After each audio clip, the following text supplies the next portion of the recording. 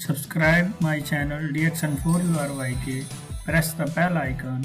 More latest new videos. Thanks for watching.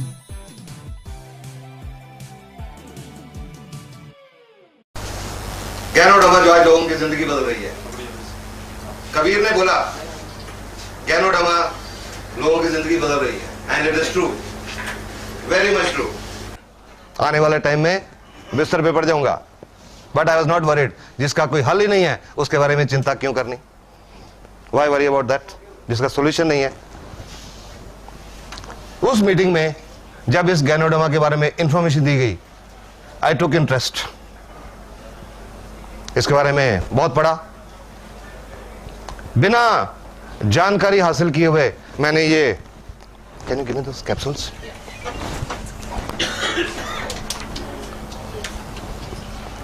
जब उस meeting में बताया गया कि एक औरत को 5 साल से गठिया था, उन्होंने ये RGGL के कैप्सूल खाए और कुछ महीनों में चलने लगी, बहुत हैरान हुआ। ये सुन के बहुत हैरान हुआ, but I think I did a wise thing that day कि इस बात को रिजेक्ट नहीं किया। नॉर्मली क्या देखते हैं एलोपैथिक लोग, कुछ आज इतना एक्सपीरियंस हो गया उसके बावजूद एलोपैथिक डॉक्टर्स हर्बल में विश्वास नहीं करते। बट मैंने शायद यही एक वाइज डिसीजन लिया कि मैंने उस इंफॉर्मेशन को रिजेक्ट नहीं किया। ये नहीं कि ब्लाइंडली एक्सेप्ट कर लिया। वो स्पीकर जो उस मीटिंग में बोल रहे थे, उनको मैंने यही कहा कि मेरे को कुछ पढ़ने के लिए दीजिए, लिटरेचर दीजिए, गिव मी इंफॉर्मेशन। उन्होंने बहुत इंफॉर्मेशन दी। कुछ दिन पढ़ता रहा, वेबसाइट, बुक्स, लिटरेचर्स, और 6-7 दिन 8 दिन सब स्टडी करने के बाद मेरे को यह नहीं समझ आई कि इससे गठिया कैसे ठीक होगा। यह नहीं समझ आया। लेकिन एक बात समझ आ गई, पूरी तसल्ली कर ली एक बात पे, कि अगर मैं ये RGGL के कैप्सूल खाना शुरू करूं, ये मेरे को कोई नुकसान नहीं करेंगे। बस सिर्फ ये चीज समझ आई कि इसका कोई साइड इफेक्ट नहीं होगा। Will talk the question later on.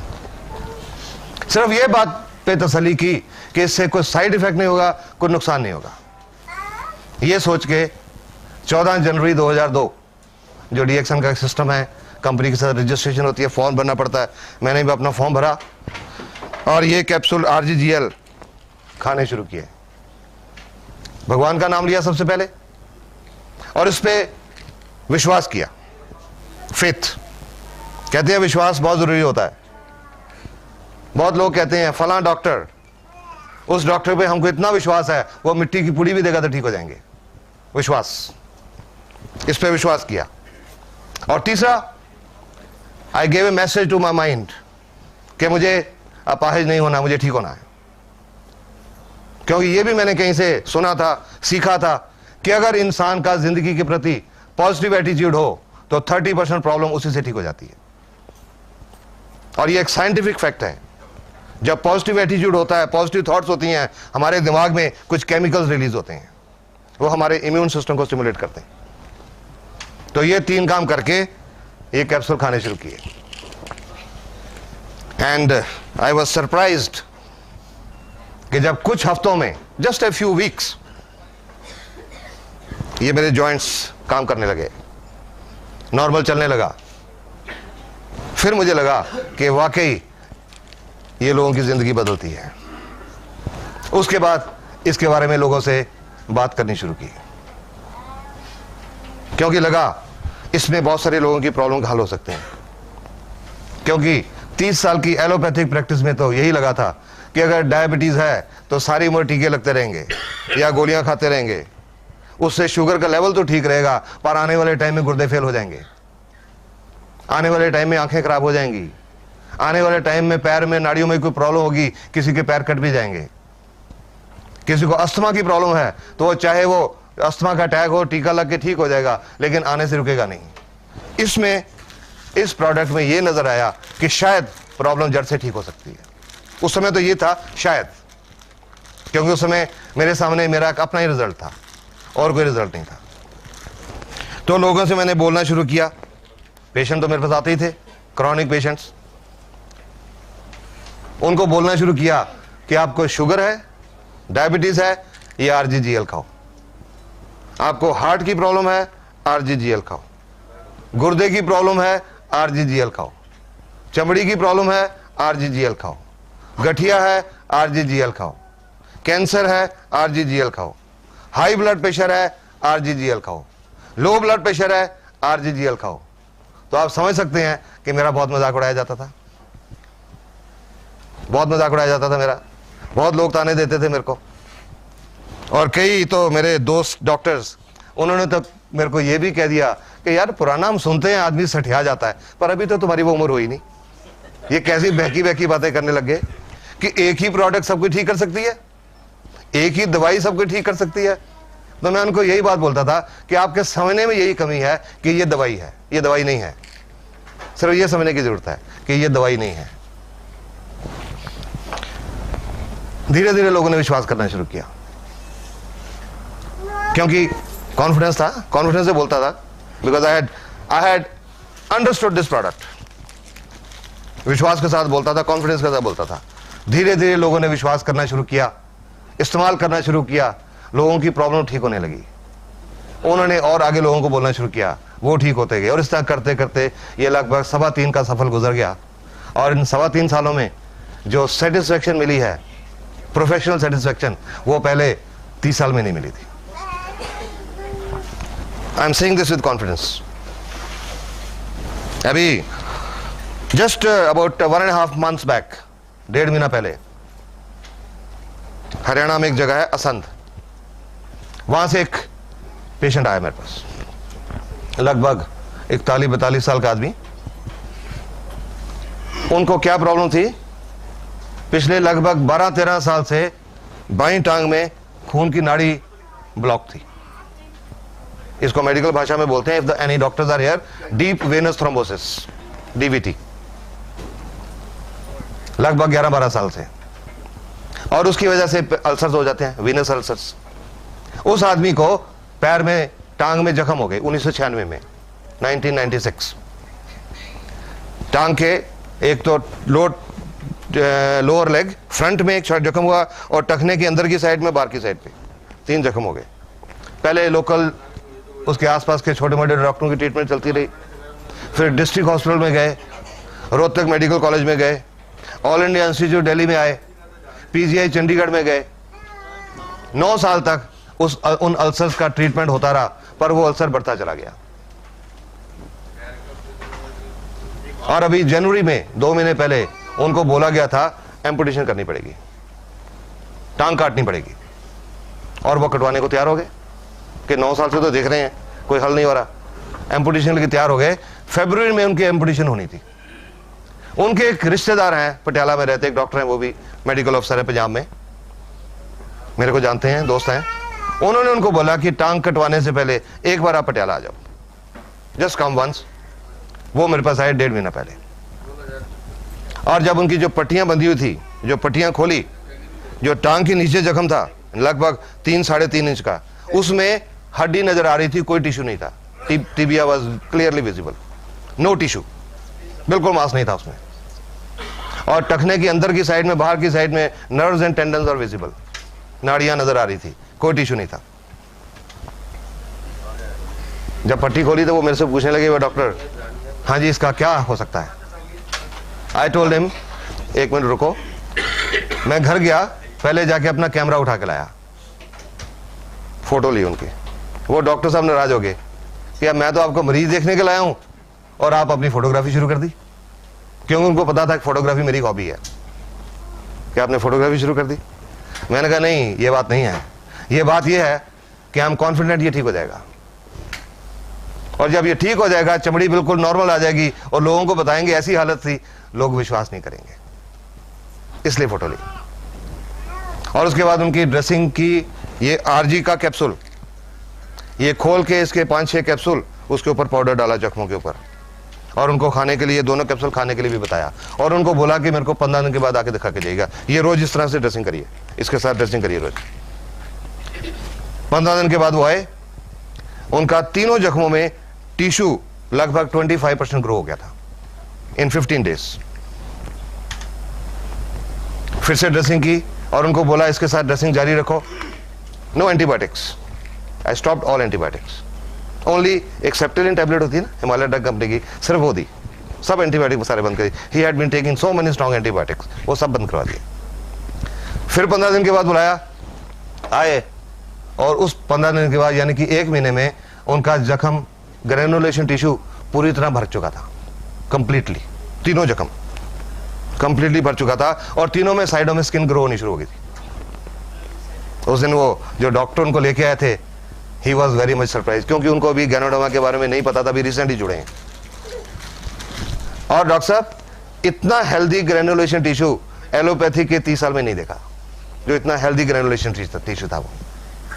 फिर उनको 15 दिन के बाद बुलाया, और अभी पिछले हफ्ते दिखा के गए हैं, तीनों जख्मों में नियरली 20% स्किन भी कवर हो चुकी है, और उनकी टांग में आज सेंसेशन भी वापस आने लगी, एंड ब्लड का फ्लो भी शुरू हो चुका। ऐसा 30 साल में नहीं देखा था। और उस दिन आदमी रो पड़ा कि सर लगता है अब मेरी टांग बच जाएगी। उसकी भी जिंदगी बदल गई इसकी वजह से। लोगों की जिंदगी बदलती है, इसकी वजह से बदलती है। 5-6 दिन पहले एक आदमी आया मेरे पास, लुधियाना के पास है, गांव से, कोई 1.25 महीने पहले फोन पे बात हुई थी मेरे से, उनको डायबिटीज थी। डोज पूछी, एक डीएक्शन के साथ जुड़ा हुआ था आदमी था, क्या डोज देनी है जी, मैंने डोज बता दी। 5-6 दिन पहले वो आदमी, बुजुर्ग आदमी है, अराउंड 62-63 साल के, वो आए, जेब से फोटो निकाली, सर मेरी फोटो देखिए। मैंने सोचा, मैंने कहा मैं तो पेशेंट दिखता हूं, मैं फोटो नहीं देखता। नहीं सर ये फोटो देखिए। देखी फोटो, मैंने कहा क्या है इसमें? आप कहते मेरी तरफ देखिए। मैंने चेहरा देखा, फिर से मेरी नजर फोटो पे गई एकदम से। क्या कारण था? उस फोटो में, वो 3 महीने पुरानी फोटो थी, उस फोटो में उनकी एक बाईं आंख बंद थी, और अब वो बाईं आंख खुली हुई थी।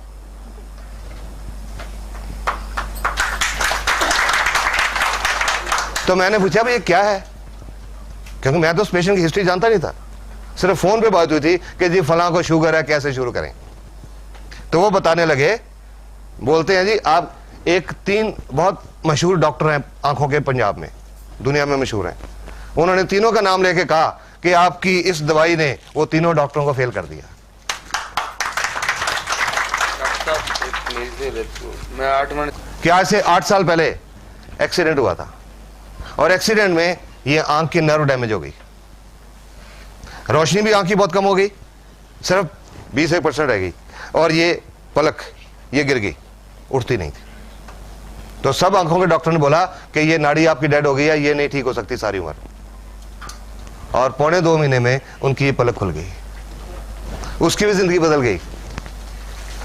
गैनोडर्मा से जिंदगी बदलती हैं। These are some recent result तो अब बहुत हैं, पर उसके बावजूद भी, अब मैं आपको फ्रैंकली बताऊं, कई लोग अब भी विश्वास नहीं करते।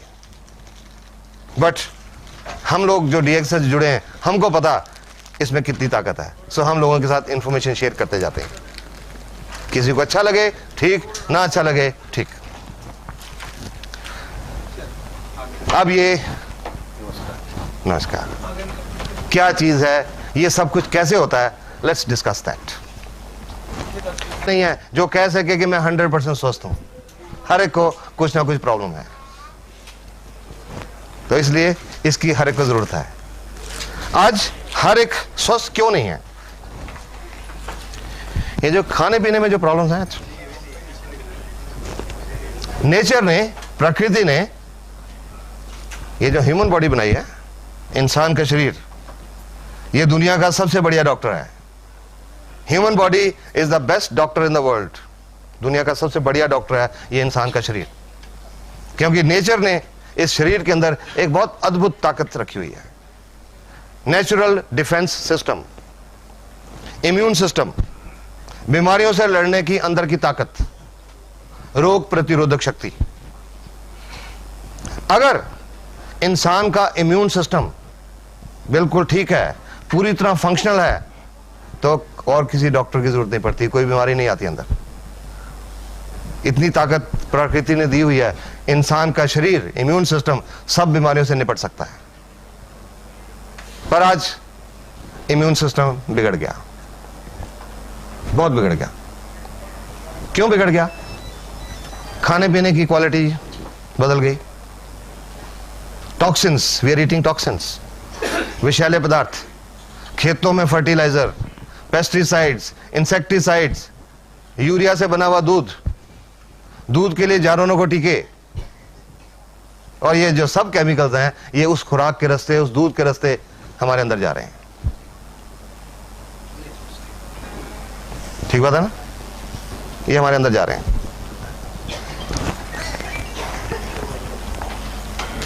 मुझे याद है 5-6 महीने पहले पंजाब में एक जगह पे ऐसी मीटिंग चल रही थी, और उस मीटिंग में एक पंजाब किसान यूनियन के एक प्रधान है, प्रेसिडेंट, वो बैठे हुए थे। अभी मीटिंग शुरू होने में 2-4 मिनट थे, तो वो मेरे साथ बैठे थे। मैंने उनके साथ थोड़ी डिस्कशन करनी शुरू कर दी। मैंने कहा जी आप बुजुर्ग हैं, आप सियासत में भी हैं, पॉलिटिक्स में भी हैं, बहुत आपकी जानकारी बहुत होगी, आप क्या मेरे को बता सकते हैं कि आज बहुत बीमारियां बहुत बढ़ रही हैं, वो क्यों बढ़ रही हैं? और वो पंजाब किसान यूनियन के प्रेसिडेंट वो बोलते हैं जी ये जो खेतों में हम जहर डाल रहे हैं, फर्टिलाइजर्स, खादें। तो मैंने कहा आपको इस बात का पता है? कहते हैं हाँ जी पता है। तो मैंने कहा आप तो प्रेसिडेंट हो पंजाब किसान यूनियन के, तो इसके बारे में आप कुछ स्टेप्स क्यों नहीं लेते? और जी मैंने बात की थी, मैंने फलान चीफ मिनिस्टर से बात की थी, फलान चीफ मिनिस्टर से बात की थी, वो सुनते ही नहीं। ये फर्टिलाइजर बनाने की नई नई फैक्ट्रियां लगाते जाते हैं। तो मैंने उनको बोला कि वो फैक्ट्रियां इसलिए लगाते हैं क्योंकि किसान उनको मांग रहा है। जब किसान कहेगा हमने खेतों में ये जहर यूज नहीं करना, तो वो फैक्ट्रियां कहां से लगेंगी? अपने आप बंद हो जाएंगी, बिकॉज डिमांड आ रही है, उससे पैदावार ज्यादा होती है, पैसा ज्यादा आता है, पर अल्टीमेटली वो जो जमीन है उसकी उपजाऊ शक्ति भी खत्म हो जाती है और सेहत तो खराब होती है, उसके बावजूद यूज हो रहे हैं।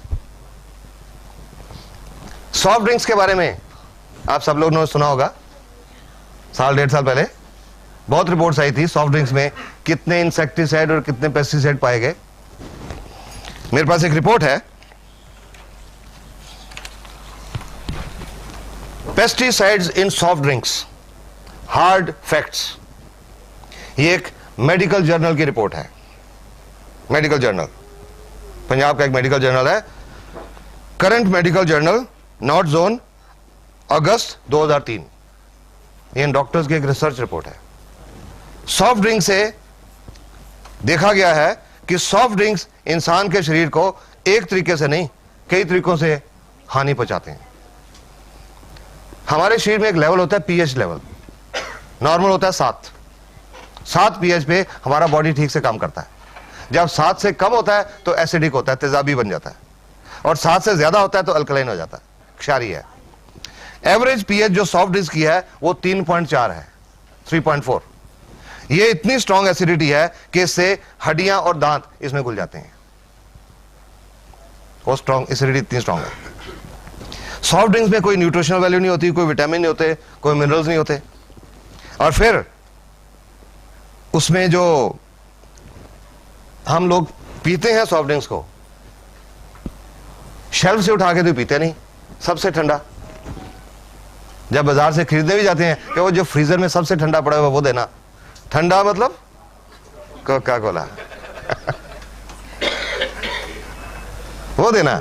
और इतने कम तापमान पे, some temperature something like 0 degree Celsius के करीब जब हम सॉफ्ट ड्रिंक्स पीते हैं तो उससे हमारे पेट के अंदर जो एंजाइम है वो काम करना छोड़ जाते हैं, डाइजेस्टिव एंजाइम्स काम करना छोड़ जाते हैं, खाना हजम नहीं होता, खाना सड़ने लगता है, फर्मेंटेशन होने लगती है। जब फर्मेंटेशन होने लगती है तो उससे कई बदबूदार गैसेस बनती हैं और कई तरह के टॉक्सिन बनते हैं, विषैले पदार्थ, और वो टॉक्सिन्स हमारे अंतड़ियों में एब्जॉर्ब हो जाते हैं, पूरे खून के रास्ते पूरे शरीर में दौरा करते हैं और अलग अलग अंगों में जाके डिपॉजिट हो जाते हैं, और उससे अलग अलग अंगों की बीमारियां होती हैं। तो ये रिपोर्ट कहती है कि जस्ट इमेजिन एक बच्चे की सॉफ्ट इंटेस्टाइन के ऊपर ये कितना नुकसान पहुंचाते होंगे। जो इसमें इंसेक्टिसाइड और पेस्टिसाइड पाए गए, डीडीटी, लिंडेन, क्लोरोपाइरिफॉस, मेलेथियोन, वो क्या नुकसान पहुंचाते हैं? DDT and it's metabolites nervous system को खराब करता है, नाड़ियों को खराब करता है, और प्रोबेबली शायद कैंसर पैदा करता है, प्रोबेबली कार्सिनोजन। लिंडेन, ये एक नाड़ियों का पॉइजन है, लिंडेन, और बच्चे पैदा करने की ताकत को खराब करता है। और ये आज कुछ वर्ल्ड की रिपोर्ट्स हैं कि आज दुनिया भर में इनफर्टिलिटी बढ़ रही है, शायद ये भी कारण है इसका, सॉफ्ट ड्रिंक्स। और लिंडेन से कैंसर होता है, it is a non carcinogen, ये कैंसर पैदा करता है। क्लोरोपाइरिफॉस, इट कॉजेज निमोनिया, और मसल पैरालिसिस, मांसपेशियों का लकवा, और अगर सांस की मांसपेशियों का लकवा हो जाए तो डेथ भी हो सकती है, रेस्पिरेटरी फेलियर। मेलाथियोन, ये नर्वस सिस्टम को खराब करता है और इसकी हाई एक्सपोजर से रेस्पिरेटरी पैरालिसिस और डेथ हो सकती है। ऑस्ट्रेलिया के डॉक्टर हैं डॉक्टर रॉस वॉकर, एक कार्डियोलॉजिस्ट हैं, हार्ट स्पेशलिस्ट हैं। उन्होंने लगभग 12 साल सॉफ्ट ड्रिंक्स के ऊपर रिसर्च की कि उसका हमारे शरीर की सेल्स के ऊपर क्या असर हो रहा है। और उनकी 12 साल की रिसर्च की रिपोर्ट थी कि एक प्रॉब्लम होती है, बीमारी होती है जिसको बोलते हैं ऑस्टियोपोरोसिस, हड्डियां खोखली हो जाती हैं, हड्डियों में से कैल्शियम निकल जाता है, हड्डियां खोखली हो जाती हैं। तो उनकी रिपोर्ट के मुताबिक ये जो ऑस्टियोपोरोसिस है नॉर्मली ये औरतों में होती है 50-55 साल की उम्र के बाद, जब उनमें हार्मोनल चेंजेस आते हैं। पर डॉक्टर रॉस वॉकर की रिपोर्ट के मुताबिक आज ये ऑस्टियोपोरोसिस 20, 25, 30 साल की औरतों को ही नहीं, आदमियों को भी हो रहा है। और उनकी रिपोर्ट एक और चीज कहती है कि जो बच्चे रेगुलर तौर पे सॉफ्ट ड्रिंक्स पीते हैं उनका हड्डियां टूटने का रेट 7 गुना ज्यादा बढ़ जाता है उन बच्चों से जो नहीं पीते। और लास्ट में ये डॉक्टर की रिपोर्ट क्या कहती है, उसके बावजूद आजकल सॉफ्ट ड्रिंक तो चल रहे हैं। क्यों चल रहे हैं? क्योंकि टीवी के ऊपर ये प्यास है बड़ी, ये दिल मांगे मोर। और लास्ट में ये डॉक्टर्स की रिपोर्ट कहती है you should drink colas only if your दिल मांगे मोर पेस्टिसाइड्स। ये डॉक्टर्स की रिपोर्ट है, एक मेडिकल जर्नल की report. Number 2004, soft drinks could lead to hard times. Times of India की रिपोर्ट है, पर यह रिपोर्ट टाइम्स ऑफ इंडिया की नहीं है, यह एक अमेरिका के जर्नल की रिपोर्ट है। Washington, a new study published in the American Journal of Preventive Health has found that the consumption of sweetened beverages like soft drinks and fruit drinks, ये जो डब्बों में fruit drinks भी आते हैं वो भी, has grown to such an alarming rate that it has become one of the causes of obesity and diabetes. आज दुनिया की 20% पॉपुलेशन डायबिटीज के मरीज है, ये रिपोर्ट यही कह रही है। What is even more dangerous, according to the researchers, is the fact that soft drinks could become a serious health hazard. पर ये सब कुछ पता होने के बावजूद अखबारों की रिपोर्ट, टीवी पे बहुत आया, क्या लोगों ने सॉफ्ट ड्रिंक पीने छोड़ दिए? हाँ, फर्क पड़ा क्योंकि उन्होंने कीमत 10 रुपए से 6 रुपए कर दी। उन्होंने इसीलिए कर दी कि कई लोग पीना ना बंद कर दें, तो लोगों ने अरे अब तो सस्ता हो गया, पी सकते हैं। We are harming our self, हम खुद अपने आप को नुकसान पहुंचा रहे हैं। Sunday Tribune Chandigarh 20 June 2004, parrots die after consuming jamun. जामुन खा के बहुत सारे तोते मर गए। जामुन में क्या प्रकृति ने कोई जहर डाला हुआ है कि वो खाने से तोते मर गए?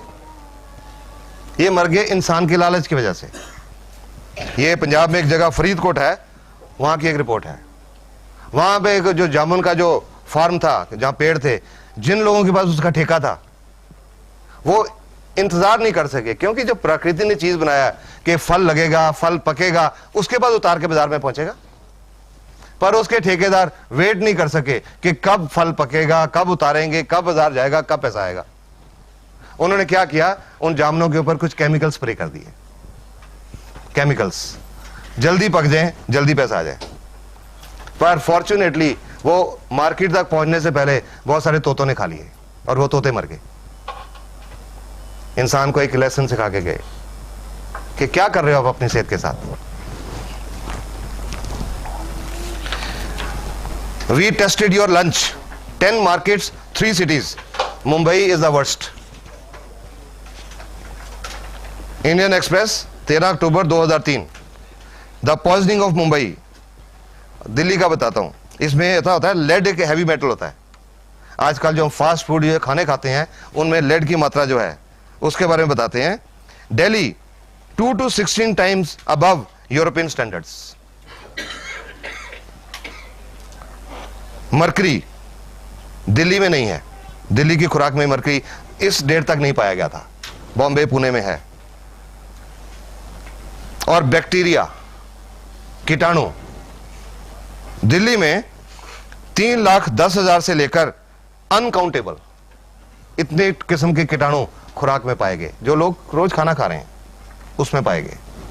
और ये जो सब चीजें हमारे अंदर जा रही हैं ये बीमारियां पैदा कर रही हैं। हवा में जो आज प्रदूषण की मात्रा है उससे कितने टॉक्सिन हमारे अंदर जा रहे हैं। आज की हवा में जो पोल्यूशन है उसमें नियरली 8,000 किस्म के केमिकल्स हैं हवा में, जो सांस के रास्ते हमारे अंदर जा रहे हैं। और ये जो सब केमिकल खाने के रास्ते, पानी के रास्ते, हवा के रास्ते हमारे अंदर जा रहे हैं, तो हमारे शरीर में सेल्स होती हैं। सेल्स हर कोई समझता है, कोशिकाएं। जो हमारा शरीर है अरबों खरबों सेल का बना हुआ है। इंसान का जीवन जब शुरू होता है मां के गर्भ में 2 सेल से शुरू होता है, एक आदमी की सेल, एक औरत की सेल। वो दोनों सेल इकट्ठी होती हैं, एक सिंगल सेल बनती है जिसको बोलते हैं जाइगोट। वो सिंगल सेल डिवाइड होती है, 2 बनती हैं। 2 का विभाजन होता है 4 बनती हैं। 4 का विभाजन होता है 8, फिर 16, 32, 64, 128, 256 सेल्स डिवाइड होती रहती हैं। और जब बच्चा 9 महीने और 7 दिन के बाद पैदा होता है तो उसके शरीर में अरबों खरबों सेल्स होती हैं। ये जो इंसान का शरीर है एक सेल्स की कलेक्शन है, कोशिकाओं की एक कलेक्शन है। और हर सेल अपने आप में एक कंप्लीट फैक्ट्री है। उसके अंदर बिजली का करंट जनरेट होता है और केमिकल जनरेट होते हैं। कंप्लीट फैक्ट्री है। हमारे शरीर में अरबों खरबों फैक्ट्रीज चल रही हैं और वो अरबों खरबों फैक्ट्रीज आपस में तालमेल में काम कर रही हैं। इंसान जो फैक्ट्री बनाता है उनका पड़ोस की फैक्ट्री से हमेशा झगड़ा रहता है।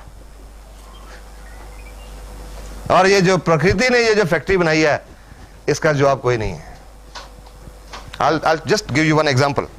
मैं इससे क्या what I mean by this। इंसान कोई फैक्ट्री लगाता है, हर फैक्ट्री में पंप हाउसेज होते हैं, पंप लगे होते हैं। और एक उदाहरण लेता हूं, एक फैक्ट्री में 8 पंप हैं। एक टाइम पे 4 पंप चलाए जाते हैं, बाकी 4 को रेस्ट दिया जाता है। ये पंप 3 घंटे चला के इनको बंद करके ये दूसरे पंप चलाए जाते हैं। 3 घंटे ये चला के इनको बंद कर देते हैं, ये चलाए जाते हैं, क्योंकि वो इससे ज्यादा काम नहीं कर सकते 3 घंटे से ज्यादा। नेचर ने, प्रकृति ने हमारे शरीर में भी एक पंप लगाया हुआ है, दिल, हार्ट। गर्भ के 5वें महीने में ये पंप एक्शन शुरू करता है, धड़कना शुरू करता है। बच्चे का जन्म होता है, पंप धड़कता है, हार्ट धड़कता है। एवरेज 1 मिनट में 72 दफा। और एक एवरेज मैं एज लेके चलूं 70 साल, 70 साल तक ये पंप नॉन स्टॉप काम करता है। कभी किसी मैकेनिक की जरूरत नहीं पड़ती, कभी किसी तरह की रिपेयर की जरूरत नहीं पड़ती, नॉन स्टॉप। और ये 70 साल में ये पंप 1 अरब 14 करोड़ 73 लाख और लगभग 54,000 टाइम्स धड़कता है नॉन स्टॉप। ये नेचर का बेस्ट डॉक्टर है। Human body is the best doctor in the world, nature का बनाया हुआ। लेकिन हमने इस शरीर की कदर नहीं की, हमने इसको बिगाड़ लिया। ये जो टॉक्सिन्स हम ले रहे हैं उन सेल्स के अंदर जाके डिपॉजिट हो जाते हैं। और जब सेल के अंदर वो टॉक्सिन जमा हो जाते हैं, वो विषैले पदार्थ जमा हो जाते हैं, तो सेल का बिजली की क्रिया और रासायनिक क्रिया डिस्टर्ब हो जाती है, इम्बैलेंस हो जाता है। और जब वो इम्बैलेंस हो जाता है तो हमारे अंदर बीमारियां आती हैं। जिस अंग की सेल्स डैमेज होती हैं उस अंग की बीमारियां आती हैं। ये जो गैनोडर्मा, ये किसी बीमारी पे काम नहीं करती, ये किसी बीमारी की दवाई नहीं है। अगर आपको किसी ने आज ये बताया ना कि ये बीमारी की दवाई है, गलत बताया। ये किसी बीमारी की दवाई नहीं है, ये एक नेचुरल फूड सप्लीमेंट है, एक नेचुरल मशरूम है जो हमारे शरीर की वो जो अरबों खरबों सेल्स हैं उनके ऊपर काम करता है। Root cause of the disease, not the disease. क्या हो गया? Anybody can tell me? आप मैडम बताएंगे? आप बताएंगे? जनरली 2-3 किस्म की, वो सफेद वाली गोल बटन मशरूम, एक वो छतरी वाली ऑयस्टर मशरूम।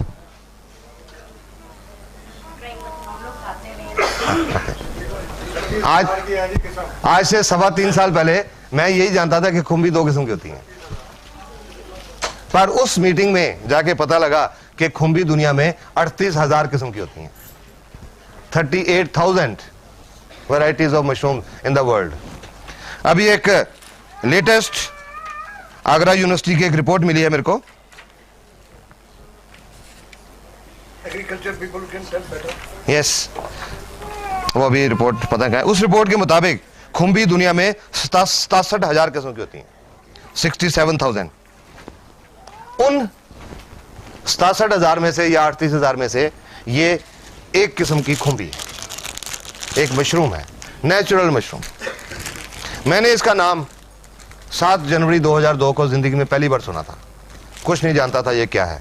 आज इसके बारे में बहुत कुछ जान गया, लेकिन इसकी हिस्ट्री नहीं चलता। गैनोडर्मा चीन में इस्तेमाल हो रही है। चीन के वैद्य हकीम ट्रेडिशनल चाइनीज मेडिसिन, TCM बोलते हैं इसको, ट्रेडिशनल चाइनीज मेडिसिन में इसको 5000 साल से इस्तेमाल किया जा रहा है और लगभग हर बीमारी के उनके पास रिजल्ट है। एक आदमी हुआ चीन में जिसका नाम है शेन नोंग।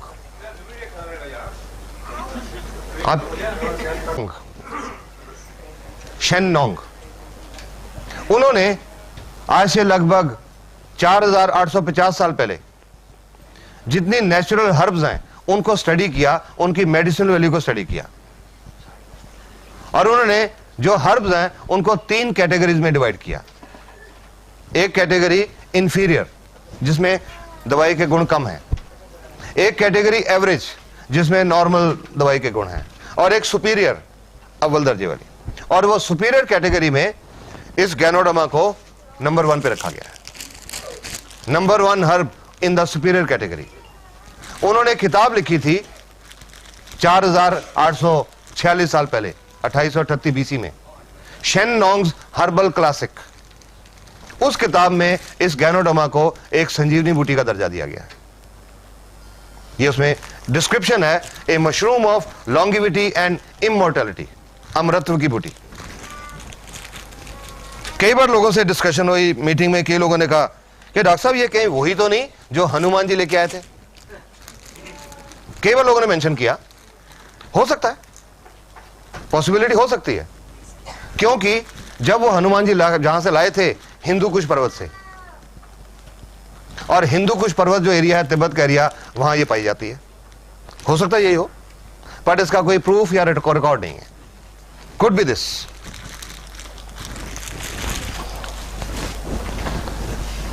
तो वो जो किताब है शेन नोंग्स हर्बल क्लासिक, आज से लगभग 100 साल पहले दुनिया की नजरों में आई, अलग अलग भाषाओं में उसकी ट्रांसलेशन हुई, तो पूरी दुनिया ने गैनोडर्मा के ऊपर रिसर्च करना शुरू किया।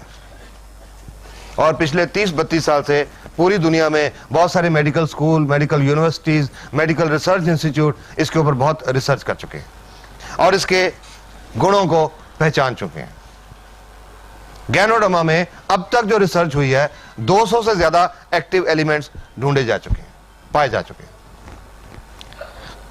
अब ये इंसान तक कैसे पहुंची? नेचर में ये बहुत दुर्लभ जाति की मशरूम है, बहुत दुर्लभ, बहुत घने जंगलों में पाई जाती है। दुनिया के सिर्फ 3-4 countries, China, Japan, Korea, little bit Malaysia, little bit south American countries, वहां पाई जाती है। और उन देशों में बहुत घने जंगलों में पाई जाती है। उन घने जंगलों में टूटे हुए और सूखे हुए पेड़ों के ऊपर पाई जाती है, हर पेड़ के ऊपर नहीं।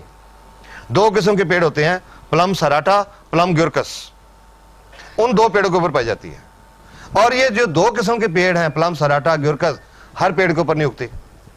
अगर 10,000 पेड़ ढूंढे जाएं तो गैनोडर्मा उनमें शायद 2 या 3 के ऊपर मिलती है। और इसमें एक और खासियत होती है, जब ये गैनोडर्मा खुम्बी 90 दिन की होती है, इसमें दवाई वाले गुण तब आते हैं, उससे पहले नहीं होते। जब 100 दिन की होती है, पूरी मैच्योर होती है, दवाई वाले गुण इस पे पूरे भरपूर होते हैं। उसके बाद ये सूखनी शुरू हो जाती है और इसमें दवाई के गुण खत्म हो जाते हैं।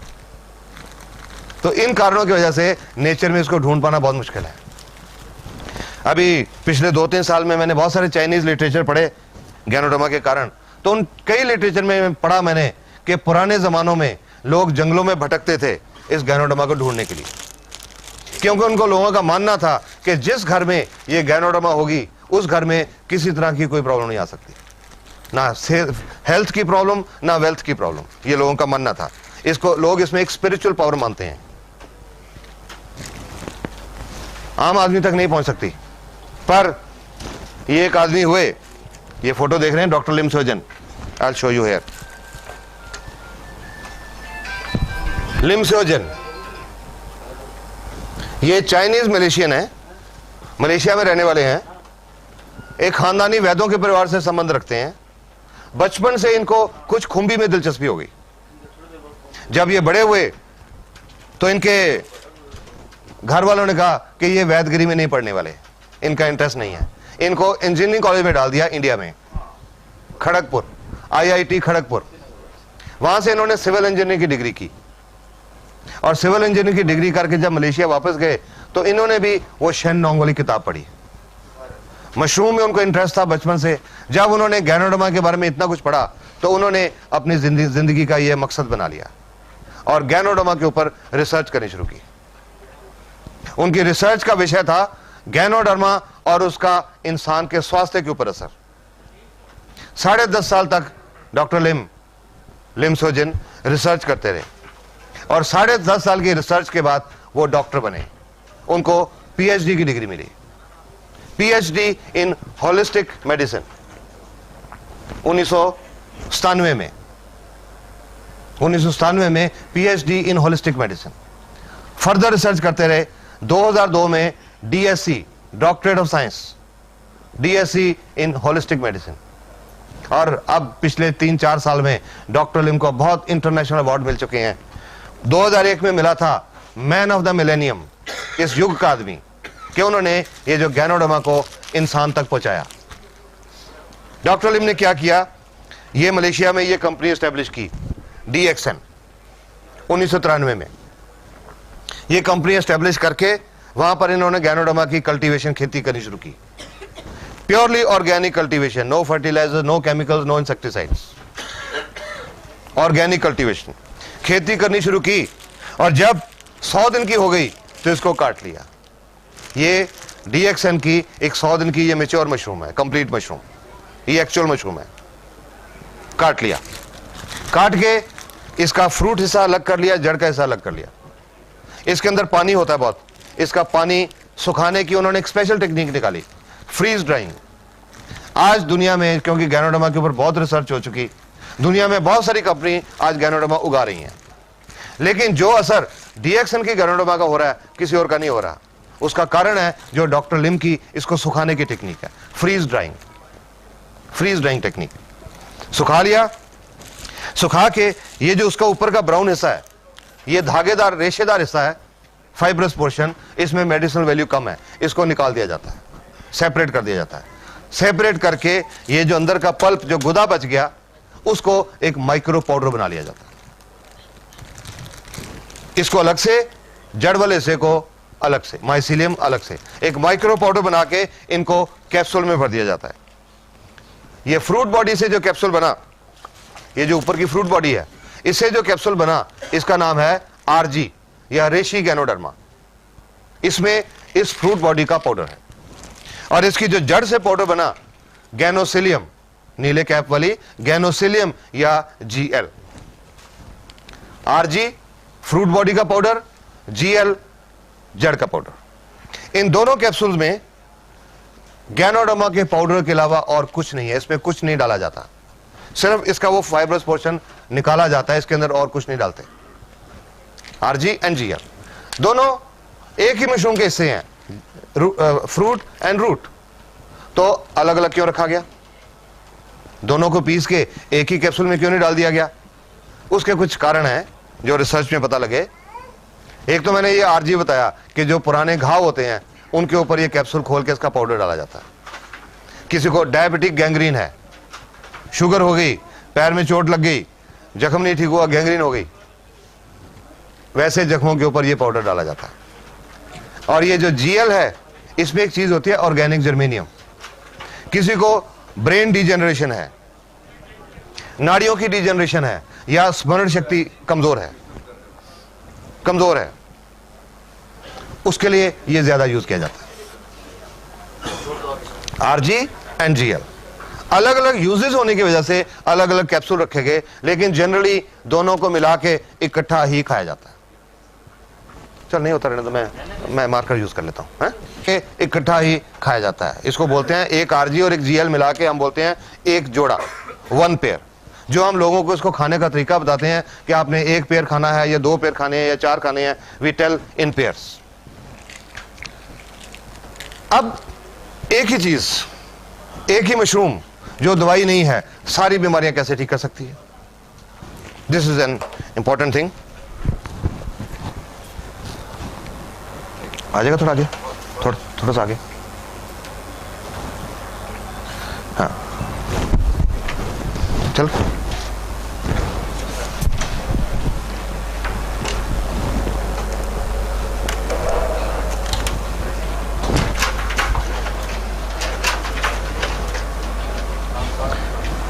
It works at the cell level, जो तो मैंने आपको बताया, Ganoderma works at the cell level.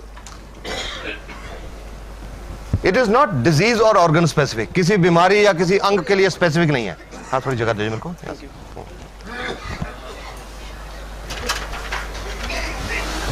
अब क्या काम करती है और कैसे काम करती है? How does ganoderma work?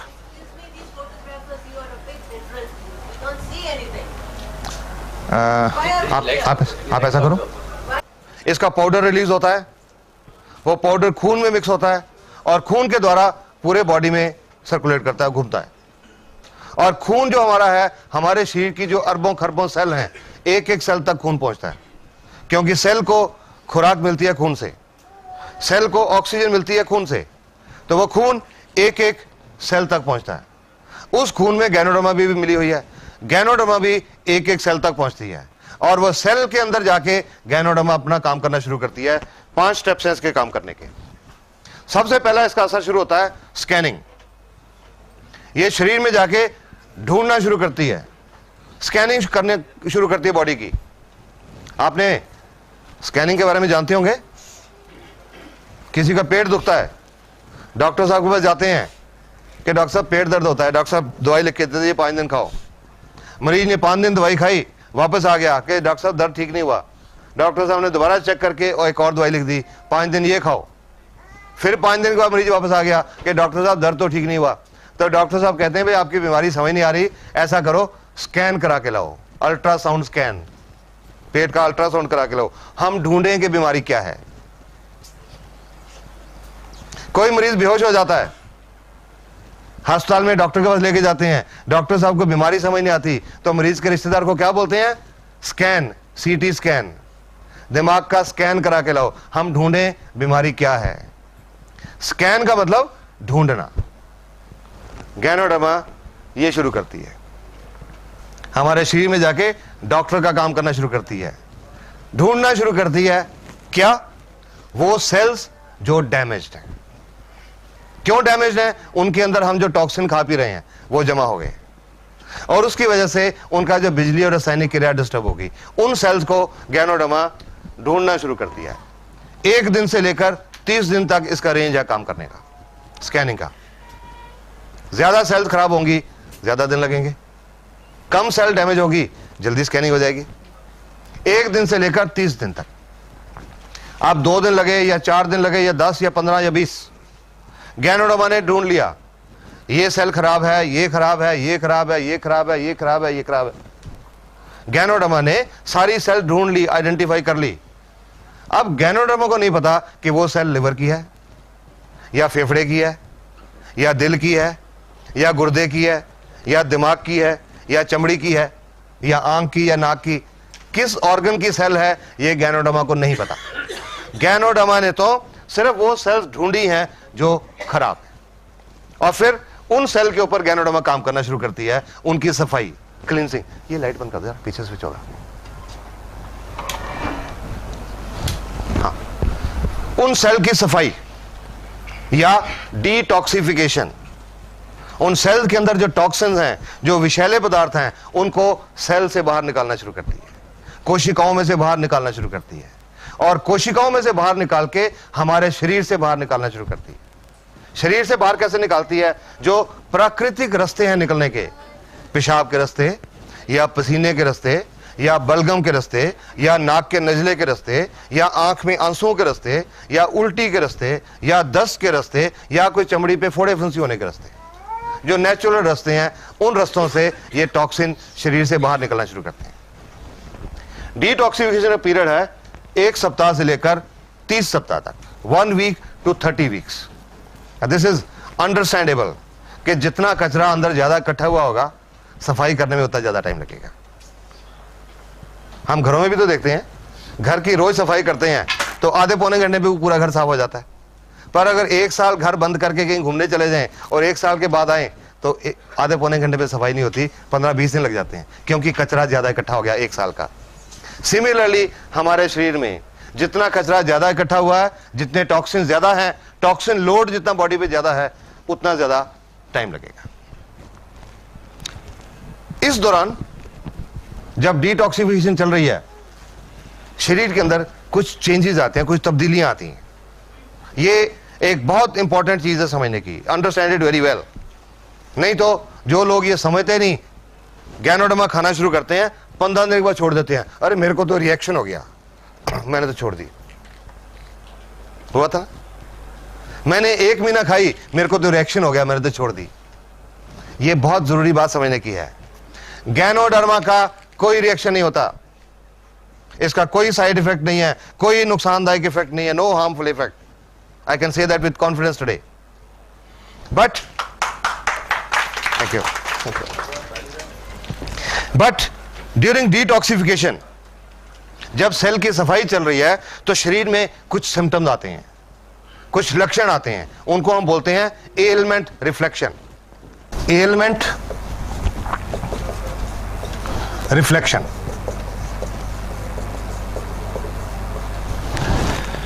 जो शरीर के अंदर बीमारी है, जो एलमेंट है, वो किसी रूप में बाहर आती है, किसी रूप में रिफ्लेक्ट करती है। Ailment reflection. कुछ उदाहरण बताता हूं आपको। किसी का लिवर खराब है, जिगर खराब है, जब गैनोडर्मा लिवर की सेल के ऊपर, जिगर की सेल के ऊपर काम करना शुरू करती है, उनकी सफाई शुरू करती है, आंखें लाल हो जाती हैं। आज कई मरीज देख चुका है, अजी क्या दे दिया आपने, मेरी तो देखो आंखें खराब हो गई। शुरू में मेरे माताजी ने भी मेरे को यह कहा था। जब मैं ठीक हुआ तो मैंने अपने मम्मी डैडी को, बीमारी नहीं, just as a health tonic खिलाना शुरू किया। वो खिलाने के लगभग 20-22 दिन के बाद एक दिन मेरे माताजी ने सुबह मेरे को उठा दिया 6 बजे, ये देख मेरे को क्या दे दिया, तेरी दवाई ने आंखें खराब कर दी, रिएक्शन कर दिया, तेरी दवाई ने क्या दे दिया मेरे को आंखों के डॉक्टर के पास लेके चला। आज देखा मैंने, आंखें बहुत लाल थी, दे वर फायरी रेड, बहुत लाल थी। अब आंखें लाल क्यों है मुझे पता था, गैनोडर्मा के बाद आंखें लाल क्यों होती हैं, something wrong with the liver. फिर मैंने अपनी माताजी की पुरानी हिस्ट्री सोची सारी, 30-32 साल की। 30-32 साल से मेरे माताजी को पेट में थोड़ा दर्द रहता था और कॉन्स्टिपेशन, कब्ज रहती थी। बड़े अल्ट्रासाउंड, बड़े एक्सरे, बड़ी दवाइयां, बड़े मेडिकल स्पेशलिस्ट, ये प्रॉब्लम हल नहीं हुई। तो मैंने माताजी को कहा कि डॉक्टर्स आपकी बीमारी नहीं पहचान सके, आज गैनोडर्मा ने पहचान ली। Your liver is not working. कोई आंखों के डॉक्टर के पास नहीं जाना, कोई दवाई नहीं डालनी, सिर्फ पानी पियो ज्यादा, ताकि डिटॉक्सिफिकेशन जल्दी हो जाए। चुप करके बैठ गए और उसके 10-12 दिन के बाद उनकी आंखों की लाली हट गई, और उसके बाद जब तक वो रहे उनको कॉन्स्टिपेशन, पेट की प्रॉब्लम नहीं रही। This is how ganoderma works. किसी को गुर्दे की तकलीफ है, किडनी फेलियर है, जब गैनोडर्मा गुर्दे की सेल पे काम करे तो कानों में भारीपन महसूस होता है, लगता है जैसे कान बंद हो रहे हैं। किसी को अधरंग, पैरालिसिस या लकवा है, जब गैनोडर्मा नाड़ियों की सेल के ऊपर, नर्व सेल के ऊपर काम करे तो वो लक्के वाली जगह पे दर्द होनी शुरू हो जाती है। किसी को दमा की प्रॉब्लम है, जब गैनोडर्मा फेफड़े की सेल को साफ करती है, उस मरीज को कुछ उल्टियां आती हैं और कुछ दिन के लिए बलगम निकलती है। किसी को दिल की बीमारी है, हार्ट की आर्टरीज ब्लॉक्ड हैं, नाड़ियां बंद हैं, जब गैनोडर्मा उनको साफ करना शुरू करती है, चेहरे के ऊपर सेक निकलता महसूस होता है, गर्मी महसूस होती है, कईयों का चेहरा लाल भी हो जाता है। किसी का ब्लड प्रेशर ज्यादा रहता है, हाई ब्लड प्रेशर, उनको सिर के पिछले हिस्से में ऊपर दर्द होता है। जिनका ब्लड प्रेशर कम रहता है, उनका सिर के पिछले हिस्से नीचे दर्द होता है। जिनको सर्वाइकल स्पॉन्डिलोसिस की प्रॉब्लम है, उनको चक्कर महसूस होते हैं। जिनको माइग्रेन, आधा सिर दुखता है, उनका दर्द थोड़ा सा ज्यादा होता है। जिनको जोड़ों का दर्द है, गठिया है, दर्द थोड़ा ज्यादा होता है। जिनको बवासीर की प्रॉब्लम है, उनको खून आता है मोशन के साथ। जिनको शुगर की प्रॉब्लम है, शुगर का लेवल थोड़ा सा बढ़ता है, नथिंग टू वरी, थोड़ा सा बढ़ता है, ज्यादा नहीं। और अगर शुगर वालों के किसी के अंदर के ऑर्गन भी डैमेज है, किडनी फेलर है, आंखों की प्रॉब्लम है या कुछ और है, उनके ये कलाई के ऊपर, रिस्ट के ऊपर या टखने, एंकल के ऊपर सूजन भी आती है। All these are positive science. ये सब पॉजिटिव साइन है। इसका मतलब है गैनोडर्मा ने बीमारी पहचान ली और काम करना शुरू कर दिया। लगभग महीना 1.5 महीना पहले मेरे को एक औरत का फोन आया। लगभग 4 महीने पहले उनकी कुछ प्रॉब्लम थी जो अल्ट्रासाउंड में भी शो हो रही थी। गुर्दे में एक 36 mm की एक रसौली थी, सिस्ट, एक गुर्दे में। उनकी ओवरी, अंडकोश, उसमें एक 3 सेंटीमीटर की एक सिस्ट थी। और उनके यूट्रस में, बच्चादानी में, एक 8 mm का फाइब्रॉइड था, रसौली। उन्होंने उसके लिए गैनोडर्मा की ट्रीटमेंट शुरू की। और ये शुरू करने के लगभग 2-2.5 महीने के बाद एक दिन मेरे को उनका फोन आया, और डॉक्टर साहब आपकी दवाई ने तो गड़बड़ कर दी। मैं कह जी कौन सी दवाई? मैंने तो कोई दवाई दी नहीं आपको। वो जी वो जो आपके कैप्सूल हैं। मैं जी दवाई नहीं है, वो टॉनिक है। अच्छा जो भी है, उसने गड़बड़ कर दी। मैंने कहा क्या हुआ? जी कल मेरे को बहुत दस्त लगे शाम को, और आज सुबह खून भी आया साथ में। मैंने रात को भी नहीं खाई, सुबह भी नहीं खाई, खराब कर दिया इसने। मैंने तो उनको एक ही क्वेश्चन पूछा कि आपको कोई पुरानी बवासीर की शिकायत तो नहीं है? वो तो जी 10 साल से है। मैं कहा गैनोडर्मा वही दिखा रही है कि आपके अंदर वो भी है। इसके लिए कुछ नहीं करना, 1-2 दिन में ठीक हो जाएगा। उसके बाद फोन नहीं आया। उसके बाद लगभग 1 महीने के बाद वो औरत अपना फरवरी के महीने का अल्ट्रासाउंड करा के लाई। पहला सितंबर का था, फरवरी का अल्ट्रासाउंड।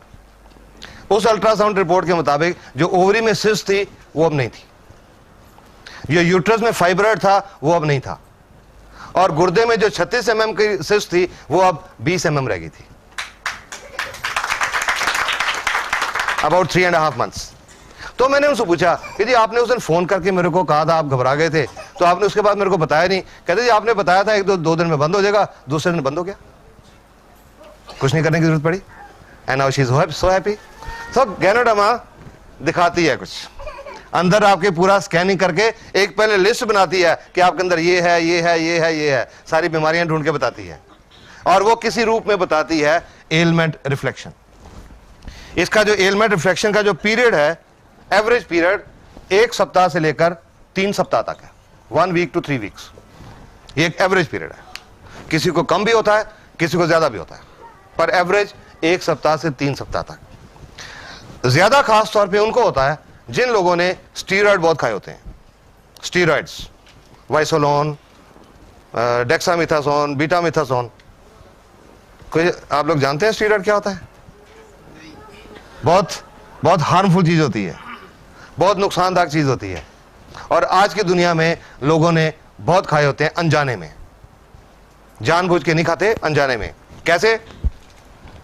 एक आदमी को जोड़ दुखते हैं 20 साल से, एक एग्जांपल ले रहा हूं, जोड़ दुखते हैं 20 साल से, हर डॉक्टर को दिखा लिया, हर अस्पताल को दिखा दिया, और उन्होंने कहा जी आपका ये गठिया है, ठीक नहीं हो सकता। बैठ के घर में एक अच्छा दोस्त उनका आया, अरे मेरे को पता लगा फलां जगह के पे एक वैद्य है, देसी पुड़ियां देता है, उससे बहुत लोग ठीक हो गए। तो आदमी जाता है उनके साथ, वो वैद्य जी देख के ये लो जी महीने की पुड़ियां ले जाओ। वो 2 दिन पुड़ियां खाते हैं, दर्द बिल्कुल ठीक हो जाता है। वैद्य जी की बल्ले बल्ले हो जाती है, ढंडोरा पिट जा रहे, बहुत बढ़िया वैद्य है। 30 दिन वो पुड़ियां खाई, बिल्कुल ठीक रहे, कोई प्रॉब्लम नहीं। उसके बाद छोड़ दी पुड़ियां, और 72 घंटे के बाद, 3 दिन के बाद दर्द पहले से ज्यादा बढ़ गया। फिर वापस गए वैद्य जी के पास, उन्होंने फिर महीने की पुड़ियां दी, महीना ठीक रहे, जब छोड़ी 3 दिन के बाद फिर दर्द बढ़ गया, फिर पुड़ियां ली और वो पुड़ियां फिर चलती रही। और अंत में क्या हुआ, वो बात होती है कि मैं कंबल छोड़ना चाहता हूं, कंबल मुझे नहीं छोड़ता, वो शरीर को लग जाती हैं, उनमें स्टीरॉइड्स होते हैं, शरीर को लग जाए उसके बिना फिर शरीर चलता नहीं। और ये जो स्टीरॉइड हैं ये सफेद मोतियां पैदा करते हैं, कैटरेक्ट, पेट में अल्सर पैदा करते हैं और गुर्दे फेल हो रहे हैं। जब से अब गैनोडर्मा का काम शुरू किया, मेरे पास किडनी फेलियर के बहुत पेशेंट आ रहे हैं और मैं समझता हूं, और उनकी मैं हिस्ट्री में गया तो मुझे लगा उनसे ज्यादातर लोगों ने कुछ देसी पुड़ियां खाई हुई थी, गुर्दे फेल हो जाते हैं। तो जिन्होंने ये स्टीरॉइड खाए होते हैं उनका एलमेंट रिफ्लेक्शन पीरियड थोड़ा ज्यादा हो जाता है, पर ठीक हो जाते हैं। हर एक को शुरू में मैं यही राय देता हूं, किसी को गैनोडर्मा की ट्रीटमेंट जब शुरू करें तो जिससे भी आप ले रहे हैं उससे यह पूछिए कि मेरे को ये प्रॉब्लम है, ये बीमारी है, मेरे को क्या निशानी आएंगी, सो दैट आप उसके लिए मेंटली प्रिपेयर्ड हो। कई लोग मेरे को ये भी कहते हैं जी उनको बता दिया पहले कि गठिया है, आपको दर्द बढ़ेगा, तो वो तो लेगा ही नहीं हमसे। तो मैंने कहा वो बेटर है, बता के आपने बता दिया कि दर्द बढ़ेगा, ये अच्छी निशानी है, वो कहे मैंने नहीं लेनी, वो बेटर है, इसकी बजाय कि आप उसको नहीं बताओ, 15-20 दिन का दर्द बहुत ज्यादा हो जाए तो वो आपको भी ब्लेम करे और गैनोडर्मा को भी ब्लेम करे कि इसने तो खराब कर दिया। इट इज बेटर कि पहले से बताओ। तो मैं हर एक को बताता हूं। एक औरत आई थी मेरे पास लगभग 1.5 साल पहले, गठिया था 5-6 साल से, देसी पुड़ियां खा रही थी बहुत देर से, 2-3 साल से देसी पुड़ियां चल रही थी। तो मैंने उनको बोला था आपका ये जो एलमेंट रिफ्लेक्शन है दर्द बढ़ेगा, बाकियों के मुकाबले में ज्यादा बढ़ेगा, ज्यादा देर तक रहेगा, आप इसको टॉलरेट करेंगे तब शुरू करिए। वो जब औरत आई थी, चल के आई थी, लाठी लेके चल रही थी, मुश्किल से चल रही थी, साथ में 2 आदमी उनके रिश्तेदार साइड में चल रहे थे कि अगर कहीं पैर फिसल जाए तो उनको संभाल लें। चल के आई थी, बता दिया एलमेंट रिफ्लेक्शन, ठीक है जी कोई बात नहीं मैं सोऊंगी। 22-23 दिन के बाद वो औरत दोबारा से वापस आई। इस बार वो 2 आदमी उनको उठा के लाए थे, घबरा गए ना सुन के, उठा के लाए थे। पिछली बार तो चल के आई थी, अब उठा के लाए थे। नॉर्मली ऐसा पेशेंट डॉक्टर को आके क्या बोलेगा, और डॉक्टर साहब पहले तो मैं चल लेती थी, आपने ये कह दे दिया तो मैं चलने से रहेगी। नॉर्मली पेशेंट यही कहेगा, पर उसको बताया हुआ था। जब मेरे एग्जामिनेशन टेबल पे लिटाया तो वो औरत पता क्या बोलती है, कहते हैं डॉक्टर साहब इसका मतलब इसका असर शुरू हो गया, क्योंकि पता था उनको असर शुरू हो गया। मैंने उनको एक बात बोली, आपका ये जो पॉजिटिव एटीट्यूड है आप जल्दी ठीक हो जाओगे। और उसके 1.5 महीने के बाद वो कनाडा की फ्लाइट लेके गई, और अब कनाडा से उनको देख के और उनको कनाडा में चलते फिरते देख के कुछ लोग पटियाला पहुंचे, उनको चलते फिरते देख के। She is a mobile model, she is a walking publicity for Ganoderma. DXN को कोई टीवी के ऊपर इश्तेहार देने की जरूरत नहीं पड़ती, अखबारों में इश्तेहार देने की जरूरत नहीं पड़ती, चलते फिरते लोग ही एडवर्टाइजमेंट है। सॉरी, ये इंपॉर्टेंट चीज है समझना, एलमेंट रिफ्लेक्शन, इससे घबराना नहीं है, it's a good sign. Ganoderma has started working. इस दौरान जैसे मैंने जोड़ों के दर्द बताया, अगर दर्द ज्यादा हो गया कोई पेन किलर खा सकते हैं, नो प्रॉब्लम, उसको कम करने के लिए कोई पेन किलर ले सकते हैं। शुगर की प्रॉब्लम है, लेवल नॉर्मली तो 10-15% बढ़ता है, पर अगर किसी का एवरेज 1-2% लोगों का, किसी का ज्यादा भी बढ़ गया, तो अगर इंसुलिन के 20 यूनिट लग रहे हैं, कुछ दिनों के लिए 25 कर दें, नो प्रॉब्लम। दमे की प्रॉब्लम है, जब बलगम निकलेगी, अगर कहीं सांस की प्रॉब्लम ज्यादा आ जाए तो डेरिफ्लिन का टीका लगवाना पड़े, लगवा लें, नो प्रॉब्लम। पंप लेना पड़े, ले लें, no problem. But RGGL should be continued, क्योंकि ये काम कर रही है, ये बंद नहीं करी। टेम्परेरी मेजर कोई ले सकते हैं, बट इसको काम करने दीजिए, इट इज वर्किंग। जब सारी सेल साफ हो जाती हैं, एलमेंट रिफ्लेक्शन खत्म हो जाते हैं, तीसरा काम शुरू होता है। उसके बाद तीसरा काम शुरू होता है गैनोडर्मा का, रेगुलेशन।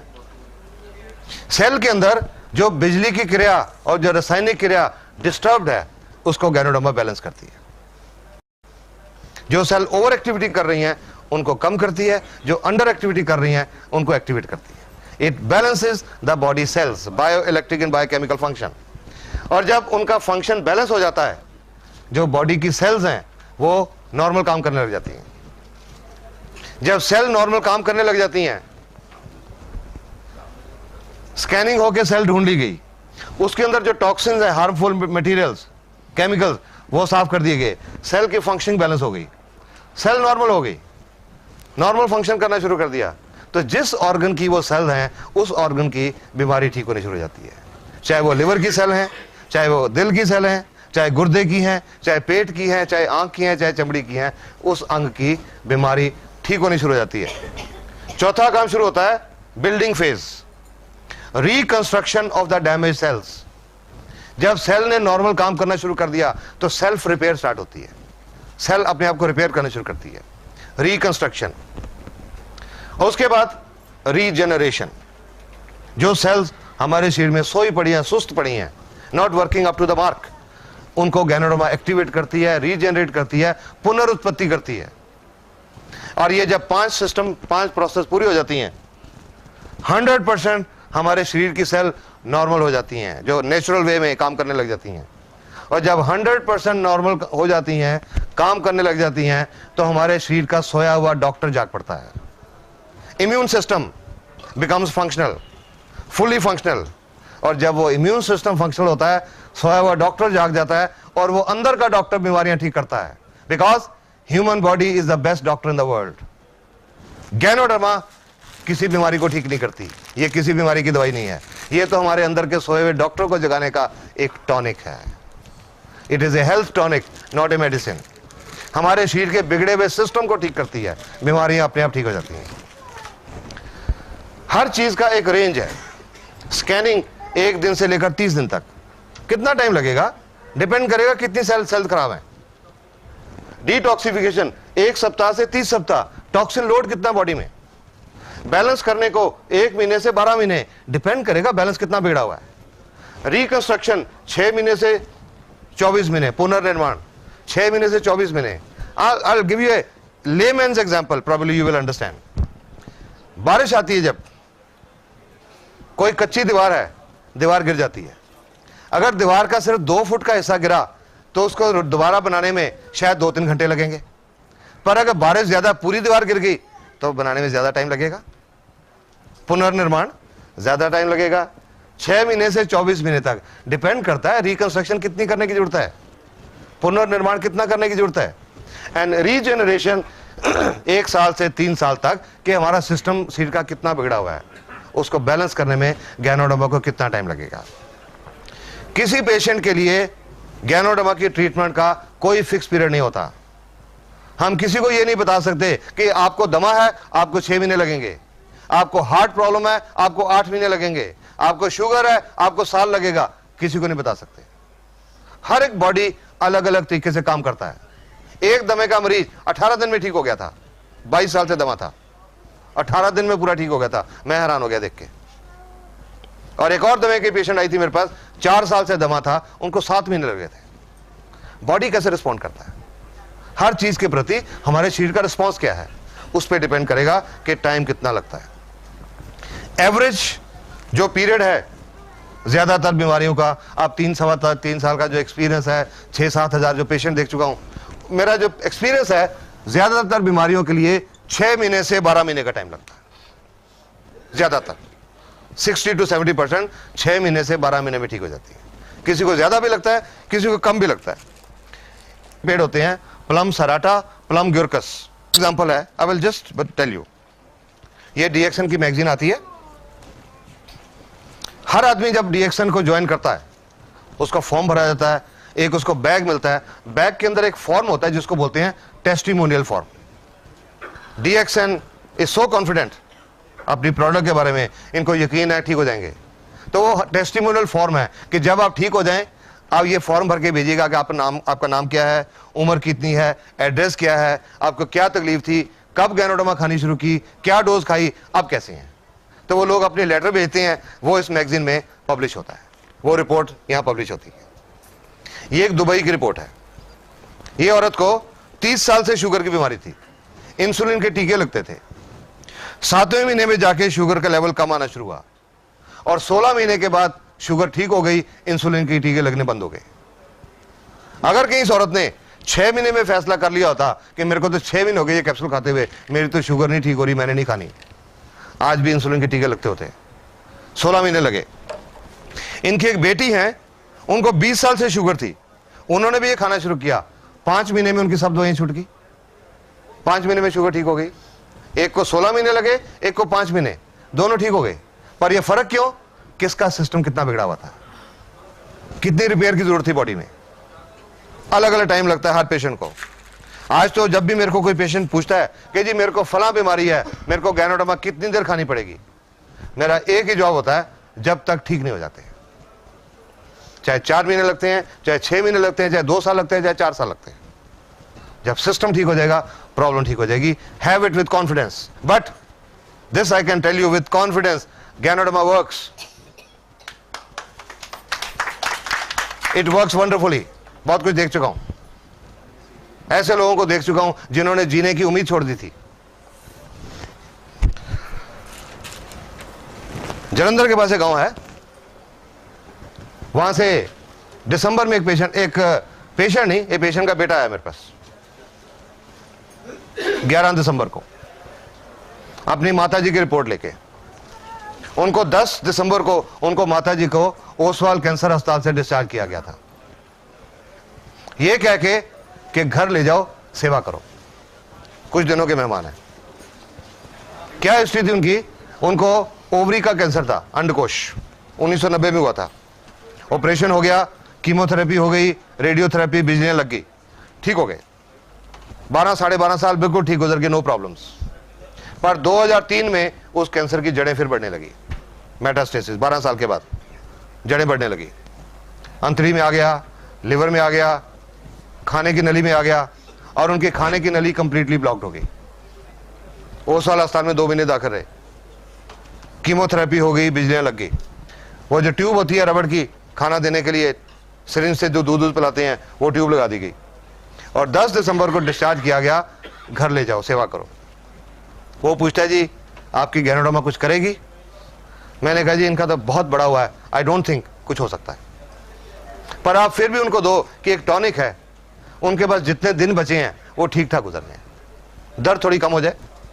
कैंसर के पेशेंट का जो अंत होता है बहुत दर्दनाक होता है कि रोज के 3-3 4-4 टीके लगाने पड़ते हैं, शायद वो कम हो जाए। शुरू किया उन्होंने लगभग 1-1.25 महीने के बाद। उससे पहले एक बार जलंधर में गया था, वो औरत दिखाने भी आई थी, मिली थी मेरे को, बिल्कुल स्केलेटन थी, ढांचा हड्डियों का, ट्यूब लगी, उसके थ्रू सिरिंज के रास्ते दूध पीते थे। अगर पानी का एक आधा चम्मच भी लेने की कोशिश करती थी मुंह से, बाहर आ जाता था। 1-1.5 महीने के बाद वो पटियाले आई औरत, एक और कैंसर के पेशेंट को साथ लेके, कि ये आदमी 15 दिन से हमारे पीछे पड़ा हुआ है कि जहां से आपने दवाई ली हमें भी लेके चलो। क्यों? क्योंकि उस औरत ने अब कुछ खाना पीना शुरू कर दिया था, लिक्विड्स, कस्टर्ड, दलिया, ऐसी चीजें खानी शुरू कर दी थी। तो मेरे से पूछने लगी अब ये नाली निकलवा दें? मैंने कहा भी नहीं, जब तक आप कुछ सॉलिड्स नहीं खाने लगते तब तक नहीं। एंड आई एडवाइज देम कि रोटी लेके छोटे छोटे टुकड़े करके दाल में भिगो के 1-1, 2-2 चम्मच खाने की कोशिश करो। जनवरी की बात आई, 11 फरवरी को उनके बेटे का फोन आया, सर कल मम्मी ने साग और रोटी खाई।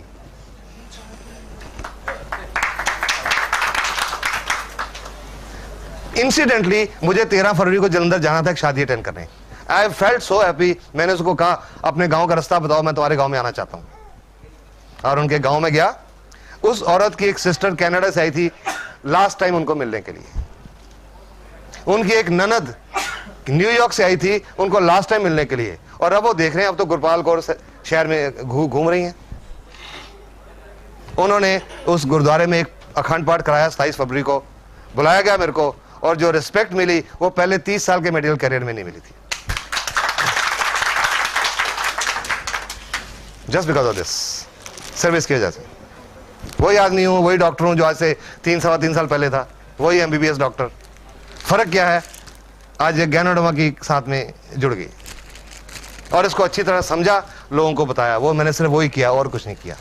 किसी के घर में दरवाजा खटका के ये देने नहीं गया भाई तुमको शुगर है ये लो, तुमके गुर्दे फेल हैं ये लो, किसी को देने नहीं गया। इंफॉर्मेशन देता रहा, जिसको अच्छा लगा अपनाया, विश्वास किया अपनाया, और कई लोगों की जिंदगी बदलती चली गई। जलंधर में एक और आदमी है, उनको सितंबर 2002 में ओसवाल कैंसर अस्पताल ने बोला था 2-3 महीने के मेहमान, और आज 2.5 साल हो चुके हैं वो कैप्टन राजेंद्र सिंह एक हेल्दी लाइफ जी रहे हैं। No cancer now. Repeatedly Oswal अस्पताल उनको रिपोर्ट दे चुका है आपके अंदर कैंसर नहीं है, and he is living a healthy life. दिसंबर में राजीव गांधी कैंसर अस्पताल से एक पेशेंट को डिस्चार्ज किया गया, पटियाला में रहते हैं वो, ब्रेन ट्यूमर। वो आदमी सेमी कॉन्शियस था, मिडिल एज आदमी, अराउंड 60-62 साल, सेमी कॉन्शियस, बिस्तर पे पड़े हैं, कुछ खाना पीना नहीं, चम्मच से थोड़ा बहुत खिला दिया, जो पेशाब वगैरह सब बिस्तर के ऊपर, कोई होश नहीं। उनके बेटों को बताया भगवान का नाम लेके ट्राई करो, और आज वो आदमी सुबह शाम मंदिर जाते हैं। राजीव गांधी कैंसर अस्पताल बोला था कुछ दिनों के मेहमान हैं, अभी 3.5 महीने हो चुके हैं, वो मंदिर जाते हैं और घर के सारे काम करते हैं। This is what Ganoderma is doing. You got to understand it, you got to understand Ganoderma. जब ये सारा फेज पूरा हो जाएगा, बीमारियां अंदर अपने आप ठीक हो जाएंगी। You don't have to bother कि मेरे को फलानी बीमारी है, गैनोडर्मा को काम करने दो, ये ढूंढेगी सब कुछ जाके, इट विल क्लियर एवरीथिंग। ये जो मैं आपको एलमेंट रिफ्लेक्शन बता रहा था, लिवर की प्रॉब्लम है तो लाल आंखें होती हैं, गुर्दे की कोई प्रॉब्लम है तो ब्लॉक ईयर होते हैं, फेफड़े की कोई प्रॉब्लम है तो बलगम आती है या उल्टी आती है, कोई ब्लड सर्कुलेशन की कोई प्रॉब्लम है, ब्लड सर्कुलेशन की कोई प्रॉब्लम है तो थोड़ी नमनेस, जैसे टांगे सोई हुई महसूस होती हैं। अगर एलमेंट रिफ्लेक्शन अगर ज्यादा हो जाए, अगर तंग करे, डोज थोड़ी देर के लिए कम कर दें या उसके लिए कोई सिम्टोमेटिक ट्रीटमेंट ले लें, but continue ganoderma, let it do it's job. Ganoderma does not cure any disease directly, but it helps the body to handle it. Ganoderma is health specific and not disease or symptom specific. जब ganoderma की treatment शुरू करनी है किसी भी बीमारी के लिए, मरीज जो भी दवाइयां खा रहा है, चाहे एलोपैथिक, चाहे होम्योपैथिक, चाहे आयुर्वेदिक, वो शुरू में साथ में चलेंगी, वो एकदम से बंद नहीं करनी।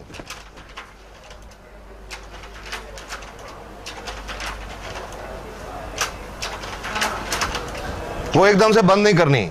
जब स्कैनिंग हो जाएगी, जब डिटॉक्सिफिकेशन हो जाएगी, जब सेल्स बैलेंस हो जाएंगी, बीमारी की जड़ ठीक हो जाएगी, तब बीमारी ठीक होने लगेगी, उस समय वो दवाइयां बंद होनी शुरू होंगी।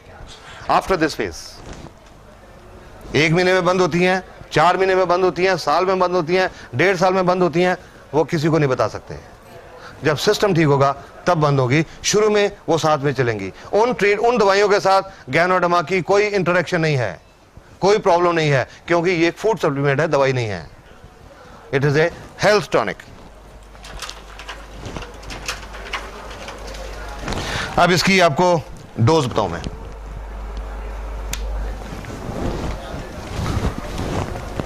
डोज तो जनरली दवाइयों की होती है, गैनो तो दवाई नहीं है तो इसकी डोज नहीं होती, बट फिर भी हम लोगों को डोज बताते हैं। क्यों? कि अगर किसी का इम्यून सिस्टम कम डिस्टर्ब्ड है तो कम डोज पे आराम आ जाएगा, अगर ज्यादा डिस्टर्ब्ड है, ज्यादा प्रॉब्लम है, तो ज्यादा टाइम लगेगा, ज्यादा डोज लेनी पड़ेगी और ज्यादा टाइम लगेगा। इम्यून सिस्टम कितना डिस्टर्ब्ड है इसको मेजर करने का कोई दुनिया में आज तक पैमाना नहीं बना। हमको नहीं पता कि किसका सिस्टम कितना डिस्टर्ब्ड है, सो हर एक को हम एक कम से कम डोज से स्टार्ट करते हैं। एक कैप्सूल आरजी और एक कैप्सूल जीएल, इन दोनों को मिला के बोलते हैं एक पेयर, 1 पेयर। एक कैप्सूल दोनों शीशियों में से, एक आरजी एक जीएल, एक पेयर। मॉर्निंग, आफ्टरनून, नाइट, सुबह दोपहर शाम। पहले हफ्ते एक पेयर सुबह के टाइम, दोपहर को नहीं, रात को नहीं, एक पेयर सुबह के टाइम, प्रेफरेबली खाना खाने से पहले, खाना खाने से आधा घंटा पौना घंटा पहले प्रेफरेबली। पर अगर किसी को पेट में गैस की प्रॉब्लम है, पेट में तेजाब बनता है, पेट में अल्सर है, दमा है या मिर्गी है, उन्होंने खाली पेट नहीं लेना, उन्होंने खाना खाने के इमीडिएटली बाद, एकदम बाद, पहले हफ्ते एक पेयर डेली रोजाना, दूसरे हफ्ते में एक पेयर सुबह, एक पेयर रात को। तीसरे हफ्ते में एक पेयर सुबह, एक दोपहर, एक रात को। चौथे हफ्ते में 2 पेयर सुबह, 2 रात को। पांचवें हफ्ते में 2 पेयर सुबह, 2 दोपहर, 2 रात को। इस तरह हफ्ते हफ्ते में एक एक या 2 पेयर बढ़ाते हैं। जब देखने वाले जहां तक देखते हैं अपने दिमाग का कैलकुलेटर यूज करना शुरू कर देते हैं। 5वें हफ्ते में जाके 6 पेयर खाने पड़ेंगे, 12 कैप्सूल खाने पड़ेंगे।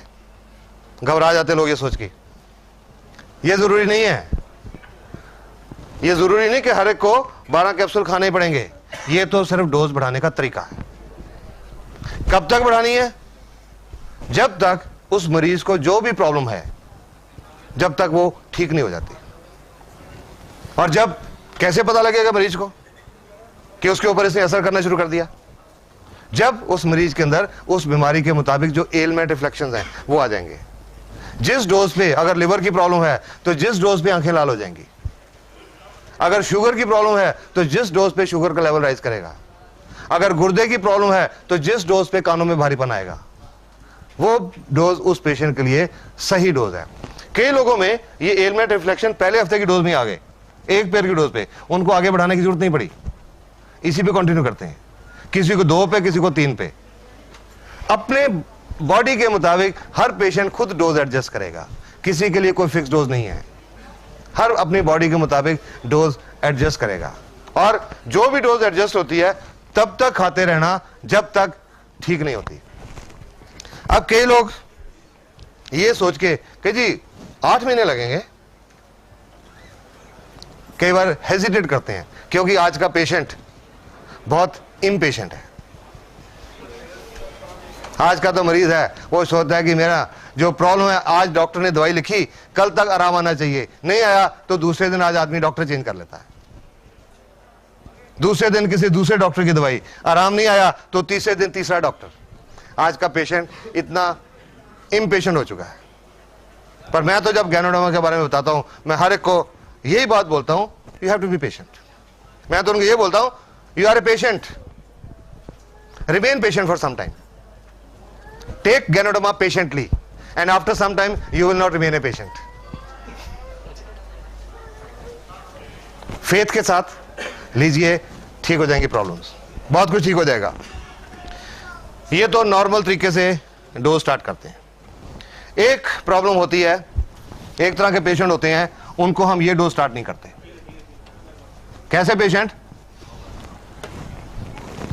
जैसे वो जलंधर वाले कैंसर अस्पताल से छुट्टी हुई थी कि कुछ दिनों के मेहमान हैं। ऐसे पेशेंट को हम ये नहीं बोल सकते कि पहले हफ्ते 1 पेयर लो, दूसरे हफ्ते 2 पेयर लो, तीसरे हफ्ते 3 पेयर लो। पेशेंट के पास इतना टाइम नहीं है, patient is running out of time. तो ऐसे पेशेंट को हम एक हैवी डोज देके एक चांस लेते हैं।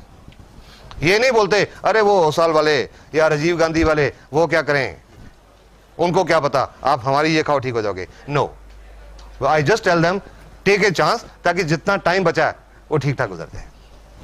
ऐसे पेशेंट को हम चांस लेते हैं 30 RG और 30 GL, 30 पेयर्स, 60 कैप्सूल की डोज स्टार्ट करते हैं ऐसे टर्मिनल कैंसर पेशेंट को। 30 कैप्सूल ये, 30 कैप्सूल ये। अब वो कैंसर का पेशेंट ऐसा, उसके जो रिश्तेदार, मैं बड़े लोगों को फेस कर चुका हूं, जब बताता था ये लेनी है, डॉक्टर साहब 60 कैप्सूल, मैं कहता हाँ जी, आई एम श्योर मेरी बातें तो सुन के अच्छा जी चले जाते, बट आई एम श्योर मेरे क्लिनिक के बाहर जाके वो बातें करते होंगे कि डॉक्टर का दिमाग खराब हो गया। ठीक है ना, कि ये मरीज के अंदर तो कोई जान नहीं है, एक तो हड्डी का ढांचा रह गया बिजलियां लगने के बाद, इससे कोई रोटी नहीं खाई जाती, भूख ही नहीं लगती, कुछ खाता है तो उल्टी आ जाती है। ये 60 कैप्सूल कहां से खाएगा? नहीं खा सकता। ऐसा पेशेंट 60 कैप्सूल नहीं खा सकता, वो खिलाने का एक खास तरीका है। ये जो 60 कैप्सूल है, इनका हम पाउडर खोल लेते हैं, पाउडर निकाल लेते हैं 60 कैप्सूल का, 30 RG 30 GL, और एक ऐसी मिनरल वाटर की बोतल, उसमें आधा लीटर पानी, थोड़ा गर्म पानी, गुनगुना पानी, ये लेके ये जो 60 कैप्सूल का पाउडर है ये उसके अंदर डाल देते हैं। ढक्कन को अच्छी तरह बंद करके उस बोतल को जोर जोर से ऐसे शेक करते हैं, अप एंड डाउन डायरेक्शन, कम से कम 100 दफा, कम से कम 100 बार। इसको बोलते हैं पोटेंटाइज करना। ये एक होम्योपैथिक प्रिंसिपल है, पोटेंटाइज करना।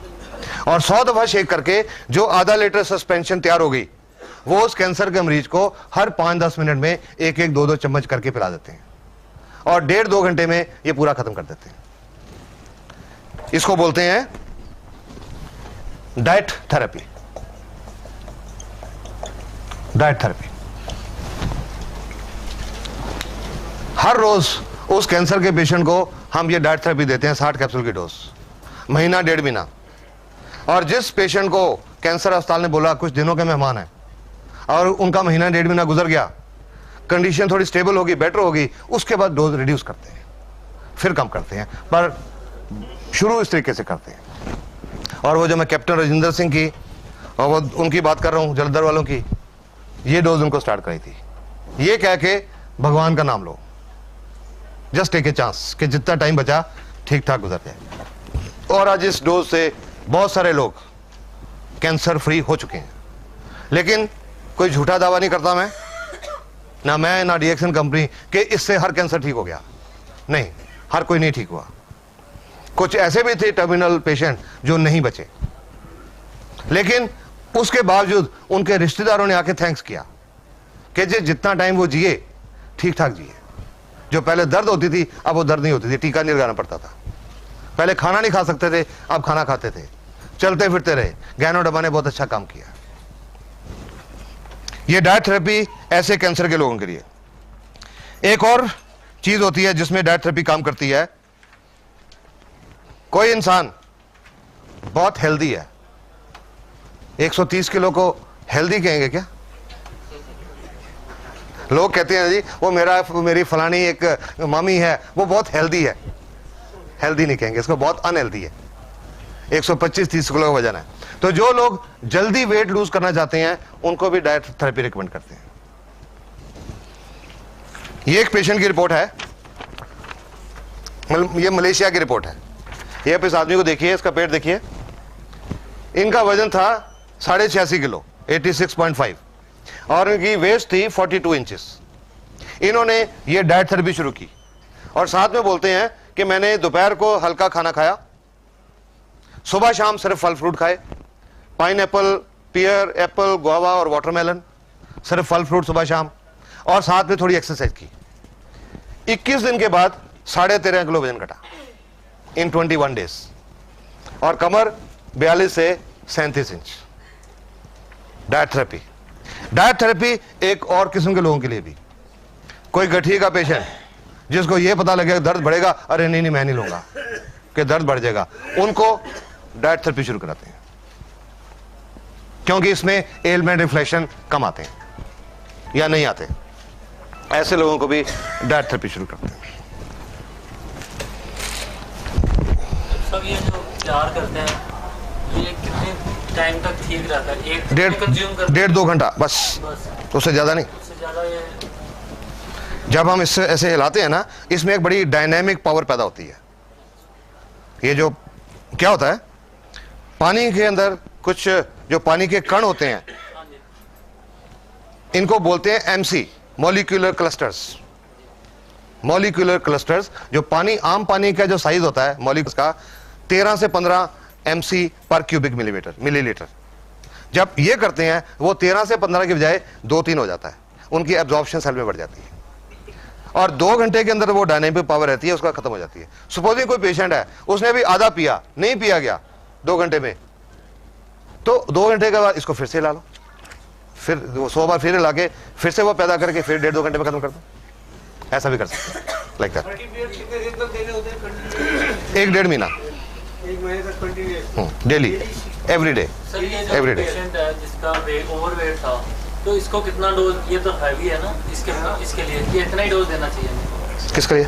जो एक्सेस वेट है, हाँ। 86 केजी है, हाँ। फॉर एग्जांपल Okay, है, हाँ। और उनको जोड़ों के भी दर्द है, उनको नॉर्मल 1-2-3 से शुरू कराओ। वो पेयर बढ़ाएं, हाँ, उसी से बढ़ाओ। तो उसी से एक पटियाला में एक औरत है, उनको गठिया है, उनको एक ही पैर स्टार्ट किया था, उन्होंने एक पैर बढ़ाया ही नहीं, 2 महीने तक एक ही पैर रहते रहे।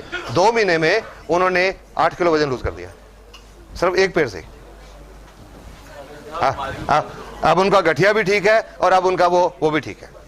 हाँ जी, जनरली अगर पेयर ना बढ़ाए पहली डोज पे ही चलता रहे तो कब तक चलना है? क्या होता है? पेयर ना बढ़ाए जाए और हाँ। एक ही डोज पे चलता रहे। हाँ हाँ, ये भाई साहब ने पूछा कि सपोजिंग हम पेयर नहीं बढ़ाए, सपोजिंग पेयर नहीं बढ़ाए, सुन रहा हूँ मैं सुन रहा हूँ, मैंने देख भी लिया है। आप बहुत बातें सुन रहे हो, 8 महीने से मैं पेड़ खा रहा हूँ, पता है मेरे को कि सपोजिंग डोज नहीं बढ़ाए, जैसे वो 1 2 3 की बोलते हैं, अगर आदमी एक ही पेड़ लेता रहे तो क्या असर, एक ही पेड़ कह रहे हैं ना, सुबह असर होगा। वैसे तो एक पेड़ की डोज हम उनको बताते हैं जिनको कोई प्रॉब्लम नहीं है, सिर्फ अपनी हेल्थ मेंटेन करने के लिए, ठीक है। तो अगर कोई बीमारी है तो हमको कम से कम 2 या 3 पेड़ की डोज तो चाहिए। सपोजिंग वो नहीं भी बढ़ाता, एक ही पेड़ लेता रहता है, तो उसके अंदर जो प्रॉब्लम है, जो 3 की पेड़ से मान लो 8 महीने में ठीक होती है, एक लेता है तो 2 साल लग जाएंगे, टाइम बढ़ जाएगा। वैसे उससे कोई फर्क नहीं पड़ता, थोड़ा टाइम ज्यादा लग जाएगा। लिए चाह रहा हूँ जैसे मैं ठीक हूँ हाँ। और शुरू करूँ तो एक बार हाँ, ओके, यस, या for gaining same way go up to 3 pairs. एक बड़ा इम्पोर्टेंट क्वेश्चन है। हाँ जी, It's a very question. Yes, How do we believe and why do we believe you that you are not giving us any steroids? Is it approved by any organization? Since you say that you got so many examples, has it been approved by WHO or anybody before we all start going ahead? Thank you, sir. Yeah. Thank you. no, it's a very valid question. It's a very valid question, and this question must be answered. Must be answered. Otherwise, we don't want to keep people in the dark. We are layman. Yeah, we don't Steroid for us. we don't want to keep the people in the dark. Okay. I'll just tell you.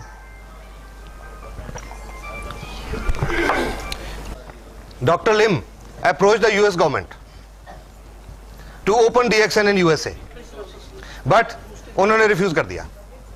US government ने refuse कर दिया क्योंकि वो हर खाने की चीज के बारे में, दवाई के बारे में बहुत स्ट्रिक्ट है। Their standards are very strict. It was handed over to FDA. FDA started experimenting. 1 साल एक्सपेरिमेंट करने के बाद DXN was opened in California after FDA approved it as a safe food supplement. और कई लेबोरेटरीज की reports हैं हमारे पास about betamethasone absent, corticosteroid absent, dexamethasone absent, prednisolone absent, ये रिपोर्ट्स हैं। अब कुछ लोगों ने मेरे को ये भी बताया जी हमने वो हमारे शहर में एक लेबोरेटरी टेस्ट कराया था, I've gone through all this, test कराया था, उन्होंने बोला इसमें स्टीरॉइड है। ठीक है, एक छोटी लेबोरेटरी के पास इसको टेस्ट करने का इंतजाम होता ही नहीं है। पहली बात, इंडिया में सिर्फ 1 या 2 लेबोरेटरी हैं, बॉम्बे में एम्स में होगी, उनके पास है, हर लेबोरेटरी कर ही नहीं सकती। एक चीज होती है जिसको हम बोलते हैं sterol, there is something called sterol which is a natural thing, वो नेचुरल प्लांट्स में होती है। वो स्टीरॉल का टेस्ट भी पॉजिटिव आता है because Ganoderma contains that ergosterol. Ergosterol is a natural precursor of hormones.